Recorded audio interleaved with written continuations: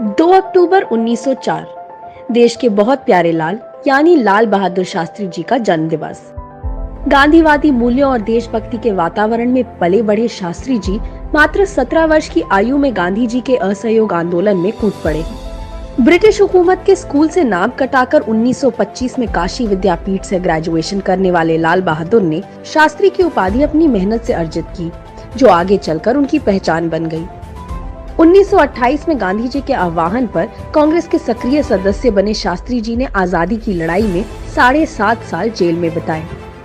1942 में जब गांधी जी ने भारत छोड़ो आंदोलन की घोषणा की, तो हाल ही में जेल से बाहर आए शास्त्री जी का ठिकाना बना पंडित जवाहरलाल नेहरू का घर आनंद भवन। जब देश आजाद हो गया तो शास्त्री जी यूपी के परिवहन मंत्री बने और महिला कंडक्टरों की नियुक्ति का क्रांतिकारी कदम उठाया।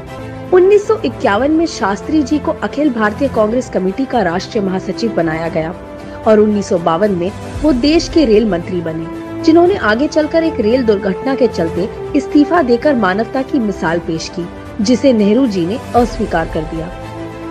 1959 में वाणिज्य मंत्री और 1961 में गृह मंत्री रहे शास्त्री के सामने 27 मई 1964 को पंडित जवाहरलाल नेहरू जी की मृत्यु के साथ ही चुनौती ने दस्तक दे दी।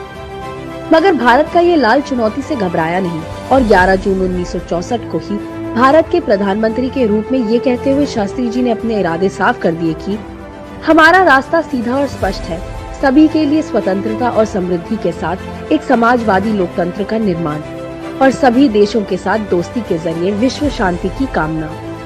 नेहरू जी की आर्थिक नीतियों को आगे बढ़ाते हुए शास्त्री जी ने श्वेत क्रांति के जरिए तो मानो भारतवर्ष में दूध की नदियां बहा दी।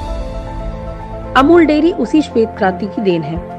यही नहीं, जब खाद्यान्न संकट आया तो शास्त्री जी ने देश से सप्ताह में एक वक्त का भोजन त्यागने की अपील की और इसकी शुरुआत खुद से की। देश के कई कोनों में जनता ने इस शास्त्री व्रत का पालन किया। जब पाकिस्तान के साथ जंग छिड़ी तो सेना ने शास्त्री जी के नेतृत्व में न केवल पाकिस्तान को धूल चटाई, बल्कि इस दौरान उनके द्वारा दिया गया जय जवान जय किसान का नारा भी जन जन की जुबान पर चढ़ गया। अगर तलवार की नोक पर या एटम बम के डर से कोई हमारे देश को झुकाना चाहे, दबाना चाहे, ये देश हमारा दबने वाला नहीं।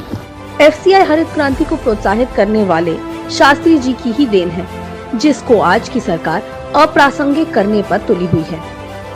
आज लाल बहादुर शास्त्री जी की जयंती पर हम ये संकल्प लें कि न देश के जवान को कमजोर पड़ने देंगे और न ही देश के किसान को। यही शास्त्री जी को सच्ची श्रद्धांजलि होगी। जय हिंद।